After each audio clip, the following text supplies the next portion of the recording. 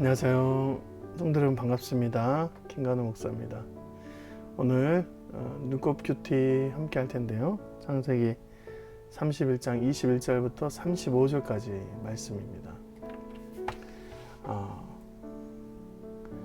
야곱이 그의 가족과 함께 조용히 라반의 집에서 탈출합니다.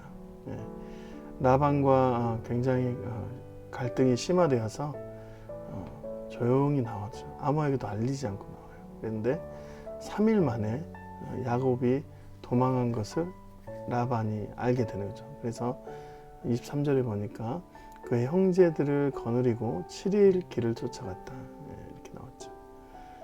7일을 부지런히 쫓아갔어요. 그래서 거의 야곱의 공동체와 만나기 직전이죠. 그 직전의 삶에서 직전의 타이밍에 하나님께서 맞춰서 라반에게 현몽하십니다. 밤에 하나님이 아람 사람 라반에게 현몽하여 이르시되 너는 삼과 야곱에게 선악간에 말하지 말라.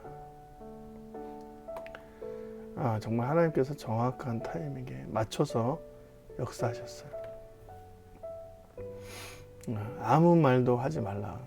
선악간에 말을 하지 말라. 너가 잘했고 내가 못했고 이런 말 하지 말라는 것이죠. 그래서 라반이 야곱을 만날 때에도 그 얘기를 합니다. 너를 해할 만한 능력이 있으나 너희 아버지 하나님께서 어젯밤에 내게 말씀하시기를 너는 삼과 야곱에게 선악간에 말하지 말라 하셨느니라. 우리가 언제부턴가 이렇게 지혜로운 자처럼 모든 일에 판단을 하기 시작하죠. 모든 것을 내 기준으로 해서 선악을 판단하는 자가 되어버립니다. 이 세상에 가장 똑똑한 자처럼 그렇게 말하고 행동하기 시작하죠. 그런데 우리가 우리의 삶을 보면 얼마나 편협하고 기준을 잡지 못하고 살아가는지 모릅니다. 여러분, 우리가 법적으로만 봐도 우리의 모든 것을 다 내려놓고 법전에 나와 있는 대로 기준을 삼아야 되는데 우리는 어떤 거든 뭐든 간에 제일 먼저 상황이 발생되면 개입되는 것이 감정이죠. 어떤 일이 발생하고 잘못된 것이 있으면 먼저는 우리가 그 안에서 기분 나쁜 것을 찾아내서 내가 기분이 나쁘니까 너가 잘못했다라고 얘기를 합니다. 선악의 분별과 기준은 내 감정에 있지 않잖아요.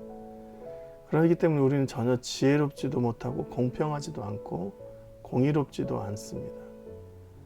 그러니까 우리가 선악간에 이야기하는 것 자체가 오류이죠. 그런데 이런 상황에서 하나님께서 라반에게 야곱을 찾아간 그 가운데 선악간에 어떠한 말도 하지 말라고 주의를 주시는 것이죠. 왜냐하면 그 땅을 벗어나고 고향으로 가라고 명령하신 분이 하나님이시기 때문입니다. 그래서 하나님이 빠진 선악의 분별은 이미 의미 없이 오류인 것이죠.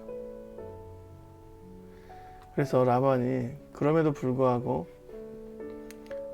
야곱이 도망간 것이 아쉬워서 이런 말을 하죠. 25절 26절 라반이 야곱을 뒤쫓아 이르렀으니 야곱이 그 산에 장막을 친지라 라반이 그 형제와 더불어 길르앗산에 장막을 치고 라반이 야곱에게 이르되 내가 나를 속이고 내 딸을 칼에 사로잡힌 자 같이 끌고 갔으니 어찌 같이 하였느냐.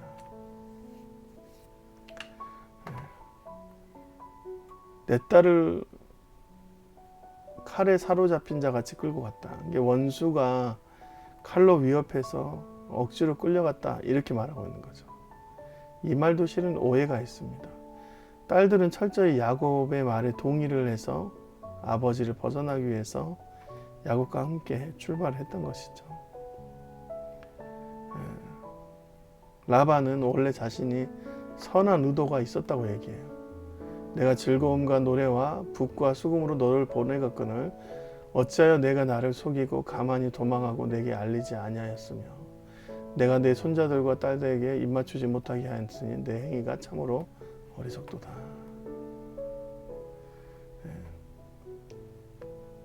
즐겁게 너를 파송하고 보낼 수 있는데 왜 너는 그렇게 어리석게 갔느냐라고 얘기를 하죠. 이 말도 다 거짓 말입니다.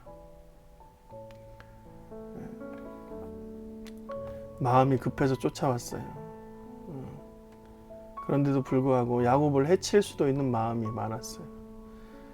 그런데 기쁨으로 보낸다는 말 자체가 맞지 않은 말입니다. 그런데 하나님께서 그 타이밍에 개입하셔서 야곱에게 어떠한 공격도 방해도 받지 못하게 인도하신 것이죠. 그래서 오히려 라반이 야곱의 눈치를 본 것입니다.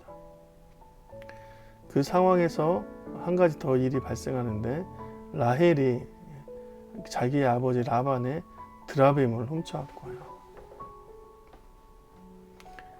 외삼촌의 신을 누구에게서 찾든지 그는 살지 못할 것이요 우리 형제들 앞에서 무엇이든지 외삼촌의 것이 발견되거든 외삼촌에게로 가져가소서 하니 야곱은 라헬이 그것을 도둑질한 줄 알지 못함이니라.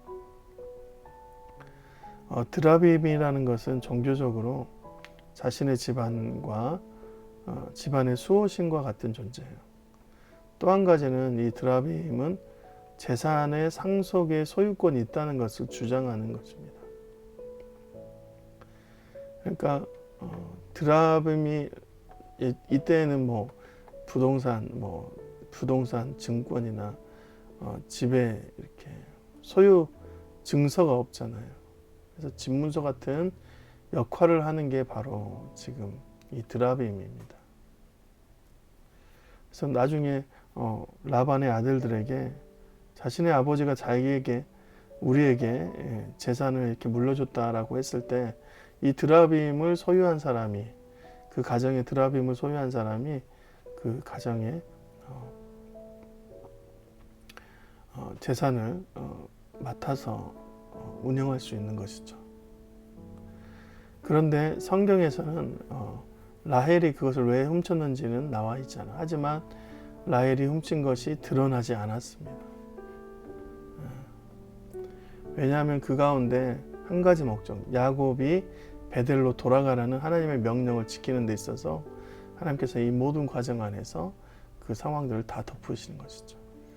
라헬이 그 드라빔을 가져 낙타 안장의 아래에 넣고 그 위에 앉은지라. 라반이 그 장막에서 찾다가 찾아내지 못하매 라헬이 그 아버지에게 이르되 마침 생리가 있어 일어나서 영접할 수 없사오니 내 주는 노하지 마소서 하니라. 라반이 그 드라빔을 두루 찾다가 찾아내지 못한지라 했습니다. 드라마에서 나오는 한 장면 같죠. 라헬이 그 안장 밑에다 놔두고 그 위에 앉아 있는데 마치 그냥 눈먼 사람처럼 거기는 들춰보지도 않고 그냥 지나가는 라반을 볼 수 있어요. 하나님께서 눈을 가리신 것입니다. 모든 상황을 하나님께서 덮으셔서 그 상황 가운데 야곱이 베델로 돌아갈 수 있는 상황을 만들어 주신 것입니다. 살펴보면 야곱도 그렇게 탁월한 지혜로움이 있는 것도 아니에요. 라헬도 실은 너무 막무가내였습니다. 굉장히 감정적이고 서툴게 일을 진행했어요. 그런데 불구하고 하나님께서는 그들에게 주님의 백성으로 하나님의 땅에 갈 수 있는 주의 영광을 드러내실 수 있는 것들을 직접 만들어내셨죠. 여러분, 이런 나약한 백성들이 인생이 주님이 섭리하지 않으면 그분을 향해서 영광을 돌릴 수조차 없습니다.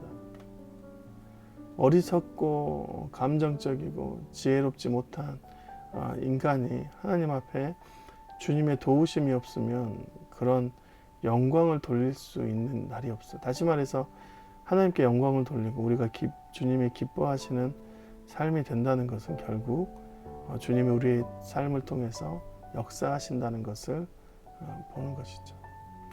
오늘도 저와 여러분이 이런 삶에서 주의 역사하심을 발견하는 그런 삶이 되시기 주님의 이름으로 축원드립니다. 그래서 주님이 우리를 사용하셔서 그 일들을 하나님 안에서 귀하게 행하시는 저와 여러분이 되시기에 주님의 이름으로 축원드립니다. 고맙습니다.